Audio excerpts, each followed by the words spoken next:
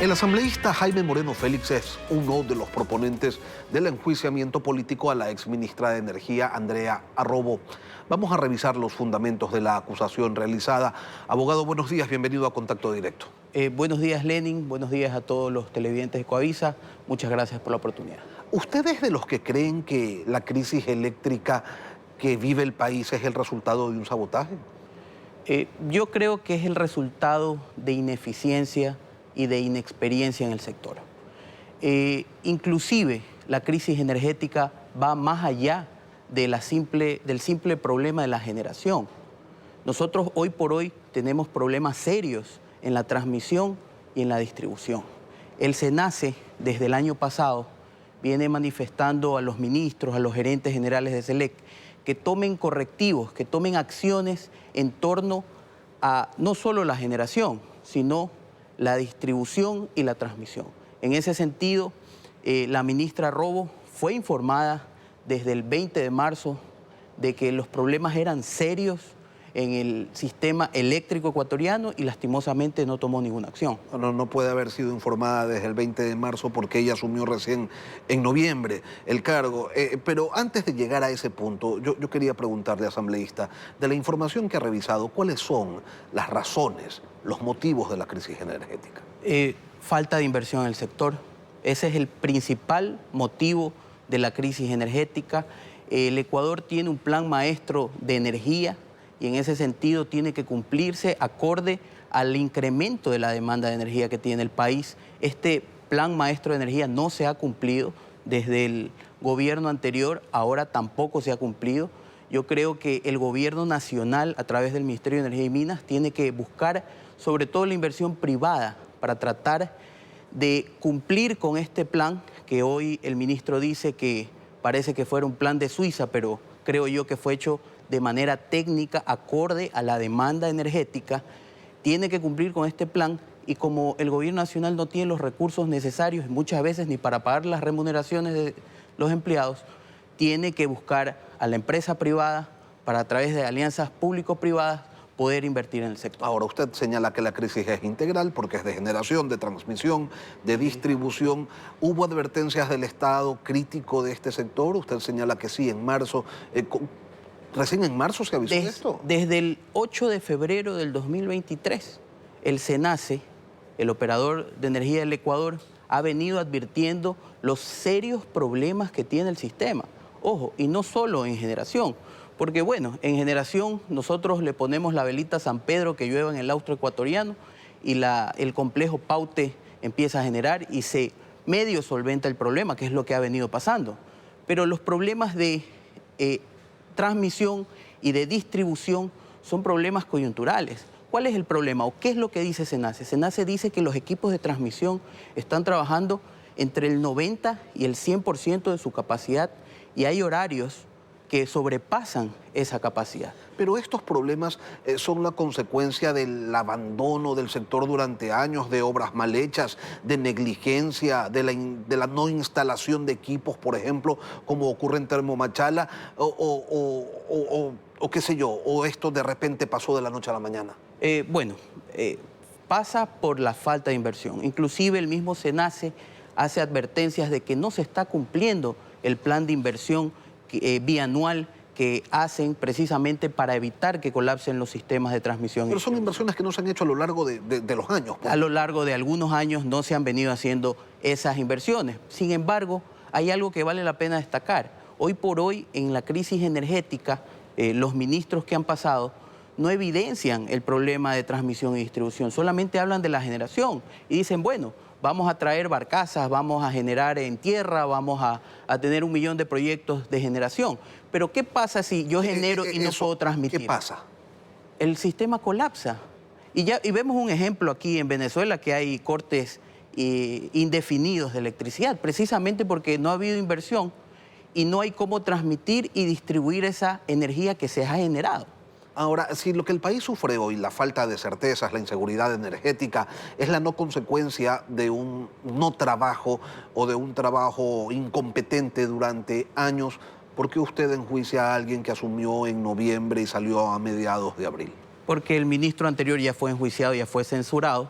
Ahora esta ministra, que no cumplió tampoco con sus funciones, que dijo que el sistema eléctrico ya estaba saludable, que dijo inclusive en su rendición de cuentas que estaba impulsando el proyecto de cocinas de inducción y de carros eléctricos cuando no teníamos electricidad para poder solventar esos proyectos, y que definitivamente hizo caso omiso a todas las advertencias del SENACE, tiene que responder políticamente por su falta de acción, por su incumplimiento de funciones como establece la ley y la Constitución. La enjuicia por habladora, entonces. Por no cumplir, por no cumplir. Pero se podía cumplir, a ver, yo lo que quiero es que quede claro, asambleísta, se podía cumplir, se podían solucionar todos estos problemas que se vienen acarreando desde hace años en noviembre, diciembre, enero, febrero. Se podían tomar acciones. Ella no tomó ninguna acción. Inclusive las veces que la tuvimos en la Comisión de Biodiversidad, ella manifestó que todo estaba bien, que ya el problema se había superado. No tomó ninguna acción. No hay evidencia de que ella haya buscado la manera de contratar mayor generación termoeléctrica. Acciones de emergencia. Acciones concretas. Y de emergencia, acciones parche. En el marco de la declaratoria de emergencia del ministro anterior, que cuando ella estaba en el ministerio estaba vigente.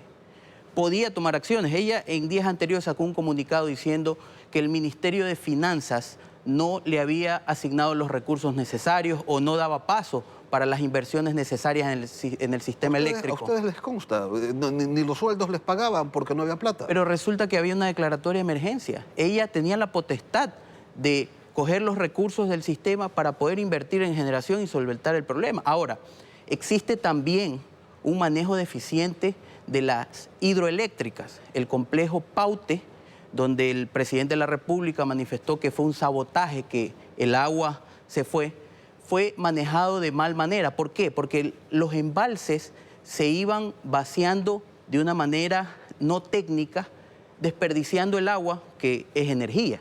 Entonces, ese mal manejo también desencadenó en los racionamientos eléctricos que tuvimos. ¿Pero se puede hablar de sabotaje? Creo yo que no. Hay un mal manejo, hay ineptitud, hay inexperiencia en el manejo de los embalses y de la generación termoeléctrica, pero no creo que haya sabotaje. Ahora, usted que está fiscalizando al sector, ¿ha logrado quizás identificar la existencia de mafias en él? Efectivamente. Resulta ser que el actual gerente general de SELEC, el señor Calero, él fue director de planificación de generación en la administración anterior. Con fecha 26 de julio, el SENACE le informó a él y a otros funcionarios más de todos los problemas que venían aconteciendo en el sistema eléctrico y no tomó ninguna acción. Y hoy día lo premian nombrándolo gerente general de SELEC, que está con el ministro Luque haciendo la gira internacional, viendo de qué manera se puede solventar el problema.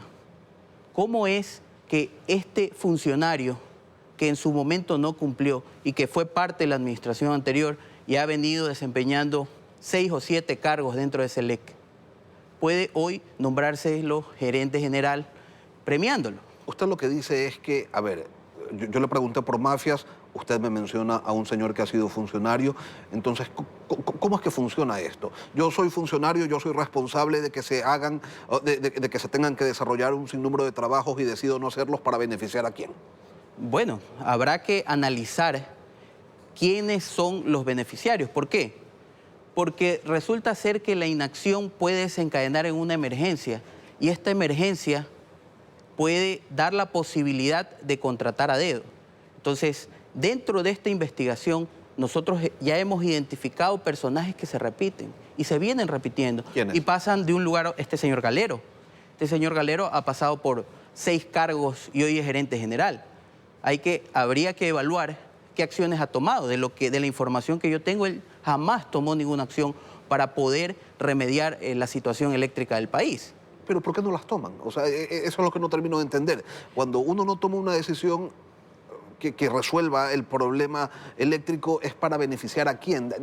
¿Cómo alguien se beneficia con la no solución de los problemas? Quizás generan el problema para que otro venda la solución. Eso es parte de esta investigación. Hay que desenmascarar todo este entramado porque, repito, son las mismas personas que hoy son gerentes de una unidad de SELEC, que luego son gerentes generales, que son directores de una cosa, que van al SENACE. Son los mismos personajes que rodean todo este sistema. Yo creo que el gobierno nacional debe hacer una depuración real, porque el ministro ya dijo que hay inercia en SELEC, que no camina. Claro que no va a caminar, si son las mismas personas que vienen de hace muchos años atrás. Hoy este señor Calero, gerente general de SELEC, que el día de ayer fue director de generación, y así siguen rotando. Entonces la inercia va a seguir en SELEC. El problema no está en diagnosticar el problema, sino en dejar de convivir con él. Ahí están las respuestas, las soluciones. Yo le quiero agradecer al abogado Jaime Moreno Félix, asambleísta nacional por Construye, provincial por Construye, nacional por Construye. Gracias por venir a Contacto de Gente. Muchas gracias, Lenin, por la oportunidad. Un fuerte abrazo a todos los televidentes.